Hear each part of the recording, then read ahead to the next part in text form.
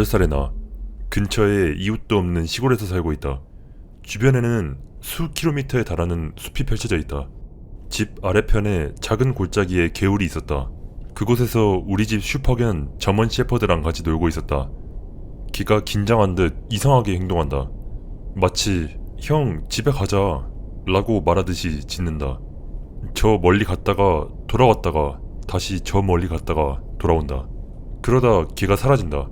그러거나 말거나 나는 가재를 찾아 개울을 뒤진다.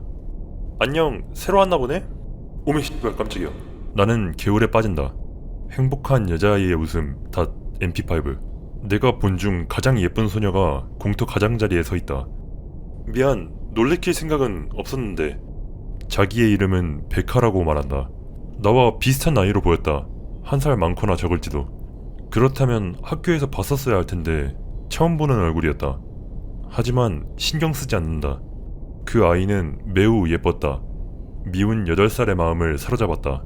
길고 새까만 머리카락과 녹색 눈, 톰보이 스타일의 옷, 흰색 무지 티셔츠, 잘린 청바지, 그리고 맨발.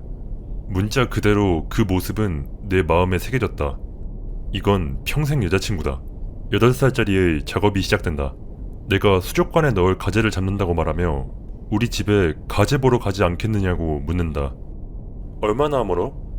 바로 언덕 너머라고 말한다. 아, 혼란스러운 얼굴 GIF. 새로 생겼나 보네? 그리고서 그 여자애는 공터에서 개울을 가로질러 비스듬히 자라고 있던 너도밤나무의 위로 올라가는데 나는 그걸 보고 마치 정글북의 바기라 같다고 생각한다. 나는 베카에게 우리가 3년 전에 이사를 왔다고 했다. 그러니까 뭐 그 정도면 상당히 최근이지. 아, 바로 저 언덕 너머에 있는 거? 그곳을 가리키며 말한다. 숲 바깥에 있어. 그리 멀지 않아. 나는 설명한다. 엄마가 숲 밖으로 나가면 안 된다고 했어. 그래? 좀 이상하네. 단순한 나의 머리 .jpg. 대화를 이어간다. 나는 그때부터 좀 괴짜 기질이 있었고 그래서 개구리와 가재와 만화책과 스타워즈에 대한 이야기를 늘어놓는다. 베카는 별로 말을 하지 않았지만 그저 이야기를 듣는 게 즐거운 듯 했고 자기가 좋은 가재라고 부르는 놈들을 어디에서 잡을 수 있는지 알려준다. 난 걔가 스타워즈를 한 번도 본 적이 없다는 사실에 놀란다. 나는 스타워즈의 모든 줄거리를 이야기해주었고 베카는 그 이야기에 푹 빠졌다. 그리고 나는 베카에게 푹 빠졌다. 어두워지기 시작한다. 베카에게 이만 가야 한다고 말한다. 좀 슬픈 듯한 표정으로 좀 더 있다가 가면 안 되냐고 졸라댄다. 다른 이야기 더 아는 거 없어? 더 있다고 이야기했지만 난 이제 진짜로 가야만 했다. 내일 내 만화책과 광선검을 가지고 돌아오겠다고 약속한다. 베카는 진심으로 신나했다. 공터를 떠나면서 뒤를 돌아 내일 봐 라고 말했지만 베카는 이미 사라지고 없었다. 집에 도착한다. 엄마는 내가 평소와 다르게 행동하는 거 알아차리고 뭐가 그렇게 기분이 좋냐며 묻는다. 나는 그냥 내 수족관에 넣을 멋진 가재들을 찾아서 그런 거라며 거짓말을 한다. 그때 나는 몰랐지만 내 마음속엔 비밀 로맨스가 싹트고 있었다. 다른 누구에게 말했다가는 망가져버리고 말. 다음날 .wmv 토요일 에디션. 엄마랑 아빠는 자고 있다. 순수 의지의 힘으로 일찍 일어나서 몰래 만화랑 장난감을 창밖으로 빼낸다. 집안일을 시작한다. 내 가방을 숲 가장자리에 숨기고 잔디를 깎는다. 부모님에게 개울에 간다고 말하고 개울로 향하는 내내 구름 위를 걷는 것 같은 느낌을 받는다. 베카는 나무 위에 올라가 꽃잎을 떨어뜨리며 물고기를 유인하고 있었다. 내가 가져본 것들을 본다는 거에 신이 난 듯 과장된 몸짓을 하며 다가온다. 즉시 광선검에 시선이 고정된다. 우리는 몇 시간 동안 광선검 놀이를 한다. 베카에게 광선검 소리를 내는 법을 가르쳐준다. 우린 숲속에서 서로를 쫓아다니며 웃고 즐거운 시간을 보낸다. 어린 시절에 가장 좋았던 추억이었다. 베카는 나보다 속도가 한 수 위였다. 신발조차 신지 않고서 나보다 빨리 달린다. 그러고 나선 같이 너도밤나무 아래에 앉아 만화책을 읽는다. 베카는 내가 소리내어 읽어주는 걸 좋아해서 베카가 내 어깨 너머로 그림을 보는 동안 나는 손가락으로 가리키며 읽어준다. 그리고 난 베카가 어제와 같은 옷을 입고 있다는 것을 깨달았다. 그리고 얘가 글을 읽지 못한다는 것도 깨달았다. 점심시간. 저 멀리서 엄마가 나를 부르는 소리가 들린다. 백화는 겁을 먹은 듯 보였다. 왜 그러는지 이해가 되지 않았지만 아무 말도 하지 않는다. 같이 점심 먹으러 가지 않겠느냐고 물어본다. 백화는 슬픈 표정으로 자기는 이만 가야 한다고 말한다. 나는 살짝 가슴이 답답해지는 걸 느꼈지만 내가 왜 그러는지 완전히 이해하지 못했다.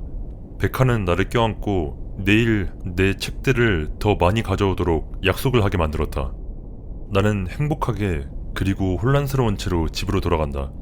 이게 내 평생 궁극적인 행복에 가장 가까이 다가갔던 순간이었다. 내 부모님은 두 분 다 내가 어딘가 수상하다는 것도 무언가를 숨기고 있다는 것도 알아챘지만 내가 비밀을 가질 수 있게 두었다. 이런 식으로 몇 주가 흘러간다. 조금씩 더 많은 시간을 숲속에서 보낸다. 우리는 놀고 낚시를 했고 내가 백화에게 책을 읽어주기도 했다. 부모님은 내가 비밀을 가지도록 해줬지만 조금씩 걱정하기 시작했다. 나에게 몇 가지 질문을 했고 내 답변에 말없이 서로를 바라볼 뿐이었다. 그날은 우리가 책을 읽고 있던 중에 찾아왔다. 백화가 나를 조용히 시켰다. 누군가 오고 있어. 내가 미처 무슨 말이라도 하기 전에 숲 밖으로 뛰쳐나간다. 돌아오라고 부르고 싶었지만 나도 이제 누군가 오는 소리를 들을 수 있었다. 아빠였다. 아빠는 웃고 있었지만 눈은 웃지 않았다. 내가 뭘 하고 있었는지 묻는다. 믿지 않을 걸 알고 있었지만 아무튼 거짓말을 한다. 그냥 여기서 책 읽는 게 좋다고 말을 한다. 아빠는 내 물건을 모으고 집으로 돌아가자고 말한다. 난 죄책감을 느끼지만 왜 그런지 이해가 되지 않았다. 죄책감을 느끼는 것에 대해 화가 난다. 집에 돌아온다. 내정관석 웹엠. 부모님은 계속해서 상상의 친구를 가지는 건 나쁜 일이 아니라고 말한다. 부끄러워할 일이 아니라며. 발끈하며 백화는 상상이 아니라고 소리 지른다. 부모님은 백화가 누구냐고 물었고 나는 화를 내며 모든 걸 이야기한다. 부모님의 걱정하는 표정이 보인다. 백화가 실제로 있는 사람일 리가 없다며 차분히 설명한다. 왜냐하면 반경 15마일 내에 다른 집이라곤 없었으니까. 화가 난다. 달려서 숲속으로 돌아간다. 백화의 이름을 외치고 또 외쳤지만 대답이 없다. 울기 시작한다. 상처받은 채 집으로 간다. 다음날 그곳으로 돌아간다. 만화책과 함께. 너도밤나무 아래에 앉아서 만화책을 큰 소리로 읽는다. 아주 큰 소리로. 바로 위 나무에서 그림자가 움직이는 걸 느낀다. 올려다본다. 그곳엔 검은 고양이가 있었다. 그 고양이는 녹색의 눈을 가지고 있었다. 백화는 아직 그 숲에서 살고 있다. 언제까지고 그럴 것이다. 캐나다의 알버타주 최북단에서 일하고 있다. 이곳은 말 그대로 거대한 숲이고 문명의 흔적이라곤 석유나 가스의 시추시설과 공장뿐인 지역이다. 숲 지역은 전부 머스케그였다. 머스케그 자체로도 이미 무서운 게 그냥 온갖 썩은 것들로 이루어진 부드러운 땅 위에 풀이 좀 덮여있는 건데 가끔 엄청나게 깊어지기까지 하는 물, 그리고 썩은 식물과 동물로 이루어졌지만 풀이 자랄 수 있을 만큼 걸쭉했고 심지어 몇몇 작은 나무들이 뿌리를 내리기까지 했다. 알버타의 유사 퀵샌드 같은 것이다. 무스가 가끔 그 안으로 들어가 빠져서 익사하는 경우도 종종 있다고. 이런 지역에 있는 일부 유저는 엔간한 차로는 겨울이 아니고서야 방문할 수 없었다. 일부는 더욱 고립된 곳에 있어 겨울에도 헬리콥터로만 접근이 가능했다. 나는 그런 헬기 중 하나를 타고 나가 그곳 시설을 유지관리하는 꽤 괜찮은 일자리를 얻어 2년 동안 일을 했다. 그리고 그 지역이 어떤 문명이랑도 적어도 3,400km는 떨어져 있으며 그 구역을 여행하는 게 위험한 건 비단 동물뿐만 아니라 머스케그 같은 거지 같은 지형도 한몫한다는 것을 강조하고 싶다. 어느 여름 우리 조종사가 우리를 내려주었다. 우리가 착륙하자 웬 남자가 현장에 세워놓은 작은 오두막에서 나온다. 그 사람은 꽤 평범해 보였다. 조금 꾀죄죄했지만 적어도 평범한 인간처럼은 보였다. 꽤 짧게 깎은 검은색 머리, 약간 거뭇거뭇 자라난 수염, 지나치게 큰 아이언 메이든 티셔츠, 평범한 청바지. 그는 수목산을 향해 걸어간다. 여기서 뭐해? 나 우리가 집에 데려다 줄게 와 같은 말을 외친다. 그는 계속 걸어간다. 뭐야 씨발, 야, 어떻게 여기까지 왔어? 우리가 도와줄게. 다시 소리친다. 조종사가 비행 취소하고 안전한 곳으로 데려다 줄게 같은 말을 외친다. 우리가 소리를 지르는 동안 그는 수목선까지 도달한다. 그가 멈춘다. 반쯤 뒤돌아본다. 그가 씩 미소를 지어 보이는 듯 했다. 그러더니 나무 사이로 달려나가 사라진다. 직장에서의 그 누구도 우리 말을 믿어주지 않았고 그 일이 아직도 내 뇌리에 각인되어 있어. 별로 초자연적인 일은 아니었지만 내가 경험한 것 중 가장 이상한 일이었지. 나는 그저 그 사람이 그런 오지에서 뭘 하는 건지 알고 싶을 뿐이야. 거기에 더해 오두막 안에는 딱히 특이한 점도 없었어. 우리 삼촌 외에 다른 사람과 이 경험을 공유하는 건 이게 두 번째고, 첫 번째는 몇 년 전 이 게시판에서였지만 글리젠이 너무 빨랐어서 아무도 읽지 않았을 거라 생각해. 이 이야기가 쓰다만 크리피파스타 같은 줄거리에 조금만 자세히 들여다봐도 설득력이 없어 보인다는 건 알지만, 그러거나 말거나 나는 삼촌이랑 서로의 이야기를 맞춰본 후 내가 환각을 받거나 꿈을 꾼 게 아니었다는 걸 확신하고 있어. 만약 의심을 거두고 끝까지 읽어줄 만한 사람이 있다면 그 모두에게 이 이야기가 흥미롭기를 바래. 내가 10살이나 11살 때쯤 부모님, 형제, 자매, 할머니, 할아버지 그리고 삼촌과 함께 노스캐롤라이나주 오크 아일랜드로 휴가를 간다. 거기에 있다 어느 날 우린 섬에서 나가는 페리를 타기 위해 각자 차를 타고 이동한다. 내 기억이 맞다면 목적지는 수족관에 있는 육지에 인접한 섬이었을 것이다. 부모님과 내 형제 자매들이 같이 타고 나는 삼촌이랑 친했기에 할머니, 할아버지 그리고 삼촌과 함께 차를 탔다. 우리는 살짝 이른 아침 여름 햇살이 밝게 비치는 가운데 나란히 차를 타고 가고 있었다. 아마 내내 부모님 차를 선두로 따라갔던 기억이 난다. 모든 게 평범했다. 페리 검문소에 거의 다 와간다. 마을 하나만 더 지나면 도착이었다. 나는 그 마을이 마치 보존된 미국 문화의 일부를 전시해놓은 듯 거의 고정관념적인 옛날 미국 마을의 모습을 하고 있었던 것을 기억한다.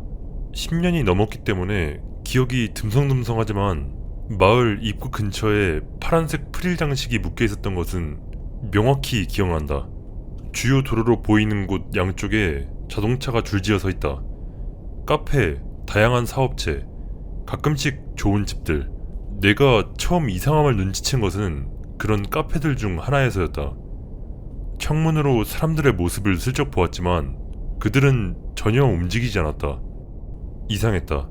그 다음엔 개를 산책시키는 여자를 보았다. 둘 다 마네킹처럼 완전히 얼어붙어 있었다.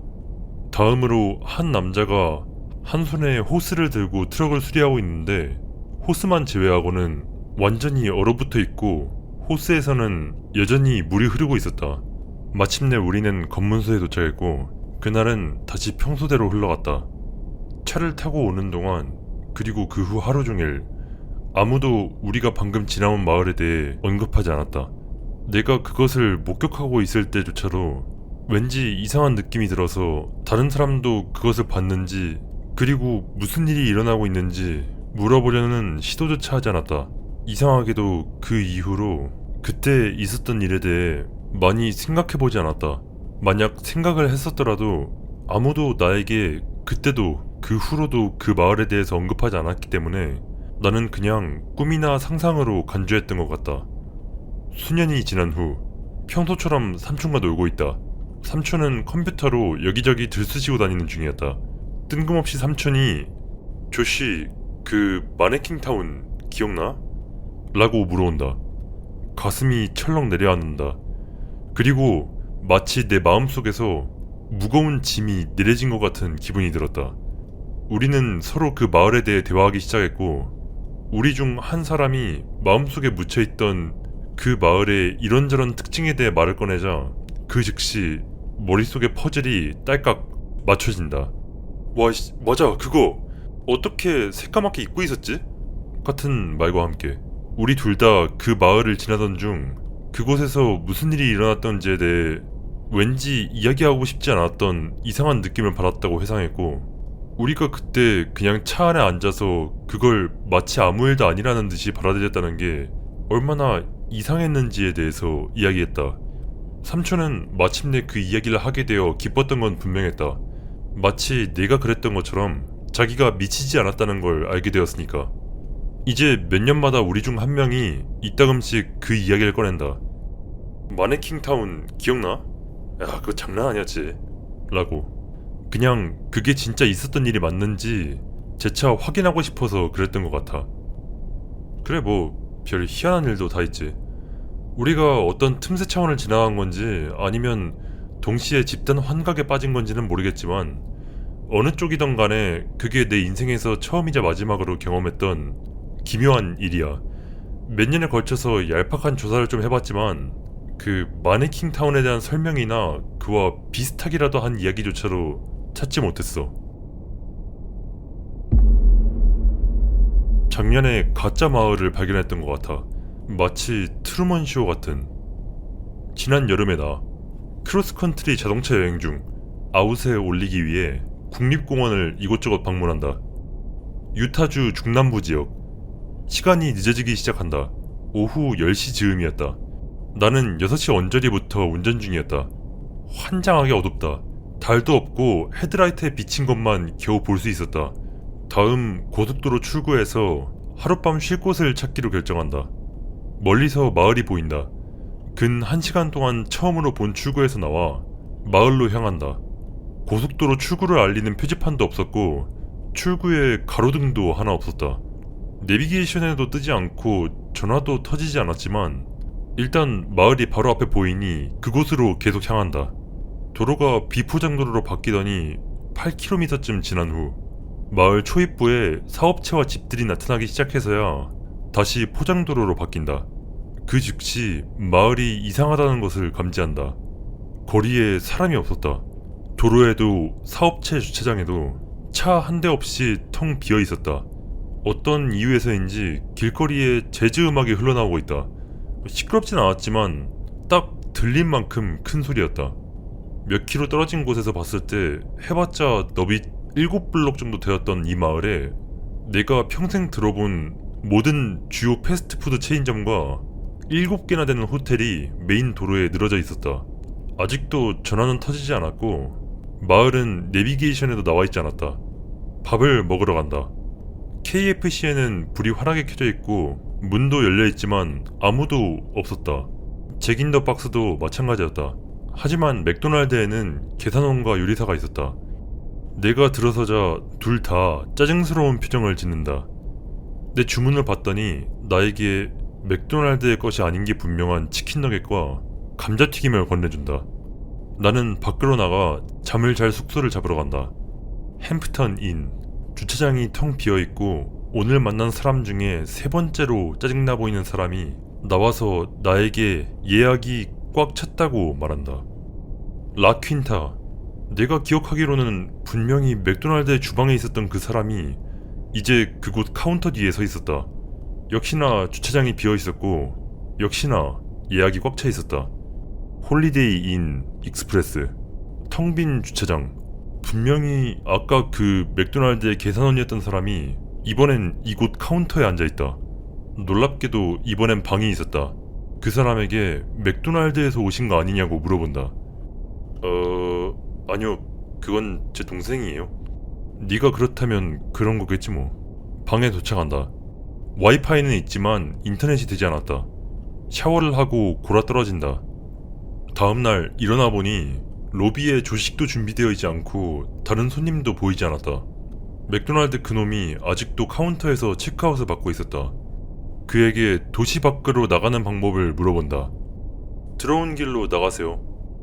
밥을 먹으러 맥도날드로 향한다. 마을에서는 아직도 스무스 재즈가 흘러나왔다.